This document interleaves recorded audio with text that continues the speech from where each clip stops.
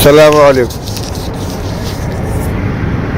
الحمدللہ رب العالمین والصلاة والسلام علی سید الانبیاء والمرسلین سیدنا و نبینا و مولانا محمد وعلی آلہ و اصحابہ اجمعین. اما بعد فاعوذ باللہ من الشیطان الرجیم. بسم اللہ الرحمن الرحیم. ما اصابتکم من مصیبت فبما کسبت ایدیکم ویعفو عن کثیر. صدق اللہ العلی العظیم. وقال تبارک وتعالی وانتم العلون ان کنتم مؤمنین. صدق اللہ العلی العظیم. میرے عزیزوں اور بھائیوں، اس وقت ہمارے دل و دماغ پر کل شہر بنارس کے اندر جو حادثہ پیش آیا ہے وہ اس طرح مسلط ہے کہ کوئی دوسری بات سوچنے کا موقع ہی نہیں ہے. آپ حضرات بھی باخبر ہوں گے کہ کل عدالت نے گیان وافی مسجد کے تہخانے میں پوجا کی اجازت دیتے ہوئے مقامی انتظامیہ کو 1 ہفتے میں عمل درآمد کرنے کی ہدایت دی تھی، لیکن انتظامیہ نے اس قدر عجلت سے کام لیا کہ کل رات ہی ساری رکاوٹیں ہٹا کر گاٹر کاٹ کر تہخانے میں مورتی رکھ دی گئی اور وہاں پوجا پاٹ شروع ہو گئی، جس کی وجہ سے مسلمانوں نے بنارس کے اوپر خاص طور سے اور پورے ملک کے مسلمانوں کے اوپر غم و اندوہ کا بادل چھا گیا اور انتہائی دل شکستگی کی کیفیت پیدا ہو گئی ہے.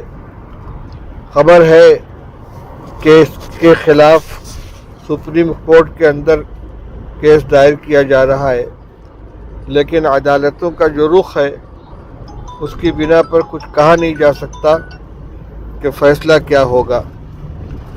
ایسے موقع پر بنارس میں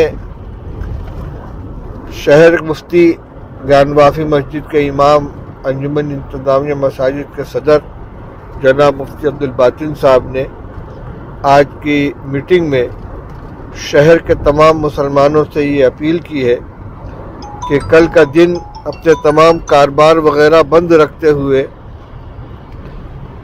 یوم دعا منائیں. جمعہ کا دن ہے، جمعہ کے دن ویسے بھی مسلمانوں کے لیے خاص عبادت کا دن ہے.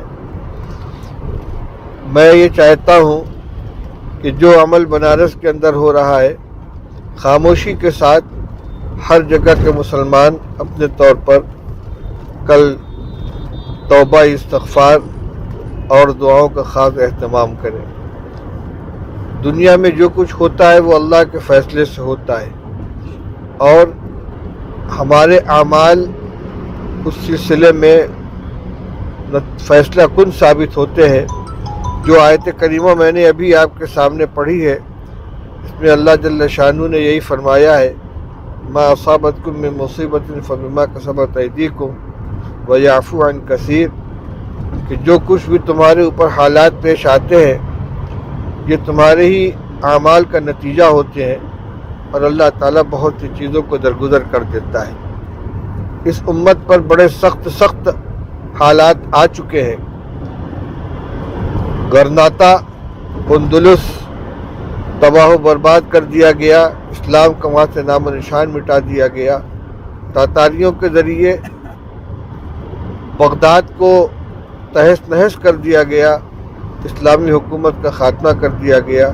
یہ الگ بات ہے کہ پھر اللہ تعالیٰ نے انہی کے خاندان سے اسلام کے نمائندے پیدا فرمائے اور علامہ اقبال رحمۃ اللہ علیہ کو کہنا پڑا، ہے آیا یوجش تاتار کے افسانے سے کہ پاسباں مل گئے کعبے کو صنم خانے سے.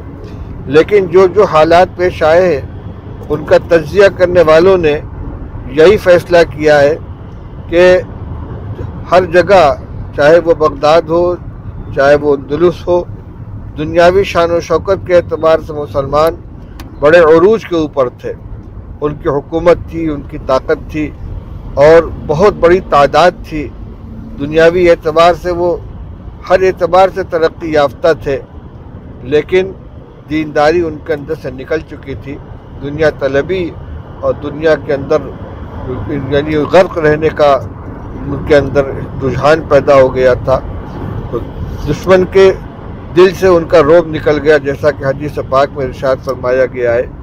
رسول اللہ صلی اللہ علیہ وسلم نے ارشاد فرمایا کہ ایک وقت آئے گا کہ تمام دنیا کی قومیں تمہارے خلاف ایک دوسرے کو دعوت دیں گی، جس طریقے سے دسترخوان پہ کھانا کھانے والے ایک دوسرے ساتھی کو دعوت دیتے ہیں، یہ ڈش لو، یہ کھانا لو، یہ بہت لذیذ ہے۔ اسی طریقے سے مسلمانوں کو ختم کرنے کے لیے، تباہ و برباد کرنے کے لیے ساری قومیں ایک دوسرے کو دعوت دیں گے۔ صحابہ کرام رضی اللہ تعالیٰ عنہم نے یہ پوچھا کہ یا رسول اللہ، کیا اس زمانے میں ہماری تعداد بہت تھوڑی ہوگی؟ فرمایا نہیں، تعداد تو بہت ہوگی، لیکن تمہاری حیثیت ایسی ہوگی جیسے سیلاب کے زمانے میں پانی کی سطح پر بہنے والا کوڑا کرکٹ اور جھاڑ جھنکار ہوتا ہے کہ اس کا کوئی وزن نہیں ہوتا، اس کی کوئی قیمت نہیں ہوتی۔ اور رسول اللہ صلی اللہ علیہ وسلم نے فرمایا کہ اس زمانے میں صورتحال یہ ہوگی کہ اللہ تعالیٰ تمہارے دشمنوں کے دلوں سے، مخالفین کے دلوں سے تمہارا رعب نکال دیں گے اور تمہارے دلوں کے اندر کمزوری پیدا کر دیں گے، بزدلی پیدا کر دیں گے۔ صحابہ نے پوچھا کہ یا رسول اللہ، یہ بزدلی کیوں آئے گی؟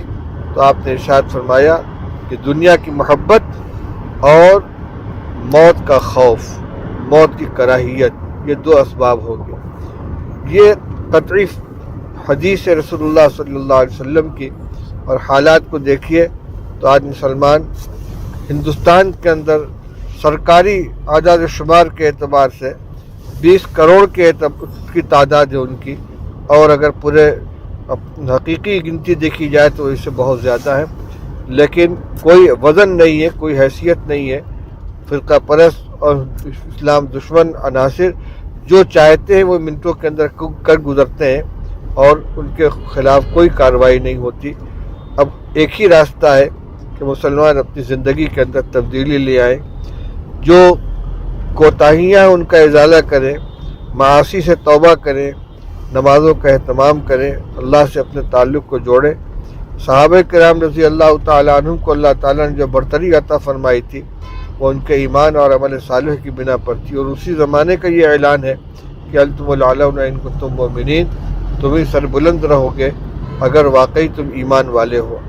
ایمان حقیقی معنی میں اگر ہمارے اندر آ جائے تو تعداد کچھ بھی ہو، مسلمانوں کو اللہ تعالیٰ سربلندی عطا فرمائیں گے۔ اس لیے جس کا جتنا دائرۂ اثر ہے، اپنے دائرۂ اثر کے اندر مسلمانوں میں دینی بیداری پیدا کر کے لغویات، خرافات و گناہوں سے بچ کر طاعت و بندگی والی زندگی گزارنے کی تلقین کریں، اور گناہوں سے اپنے بچائیں، توبہ و استغفار کا اہتمام کریں۔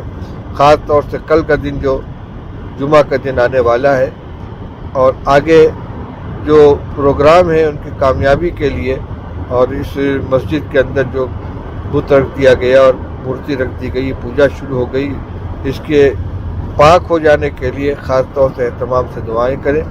کوئی احتجاج، سڑکوں پہ نکلنا، نعرے لگانا، کالی پٹی باندھنا، یہ تو صرف ظاہری اسباب ہیں اور ان سے اب تک کچھ ہوا نہیں ہے۔ اس لیے جو حقیقی قوت ہے وہ ہمارے ایمان اور عمل کی قوت ہے، اس پر ہر ایک کو آنا چاہیے، اپنے گھروں میں، اپنے محلے میں، اپنے پڑوس میں، اپنی مسجد میں، اپنے اہل تعلق میں، سب میں اس کی بات کو چلائیں۔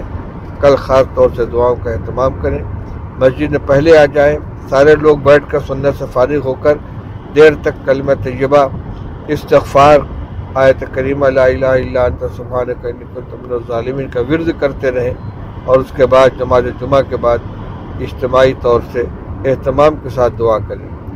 آج کا میرا یہی پیغام ہے، اللہ تعالی ہم سب کو عمل کرنے کی توفیق عطا فرمائے۔ وآخر دعوانا الحمدللہ رب العالمین۔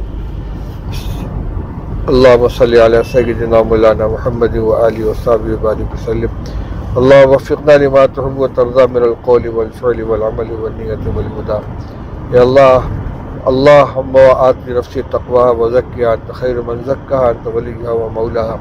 اللہم ان قلوبنا ونواصینا وجوارحنا بیدک لم تملکنا منها شیئا فاذا فعلت ذلك بنا فكن انت ولینا واہدنا الی سواء السبیل۔ یا اللہ ہمارے حالات کو درست فرما دے، یا اللہ پریشانیوں کو ختم فرما دے، مسلمانوں کو عزت و سربلندی عطا فرما، اسباب ذلت سے ہمیں نجات عطا فرما، اسباب عزت عطا فرما، اپنا سچا تعلق نصیب فرما، ہماری دعاؤں کو اپنے فضل و کرم سے قبول فرما۔ گیان بافی مسجد کے اندر جو حالات چل رہے ہیں اللہ اس میں اپنی مدد شامل حال فرما۔ ہم کمزور ہیں، گناہ گار ہیں، تیرے گھر کی بھی حرمتی ہو رہی ہے، اے اللہ اپنے کرم کا معاملہ فرما دے اور ہمارے حال پر رحم کا معاملہ فرما دے۔ صلی اللہ تعالی علی خیر خلق محمد و آلہ و صحبہ اجمعین برحمتک یا ارحم الراحمین۔ السلام علیکم ورحمۃ اللہ وبرکاتہ۔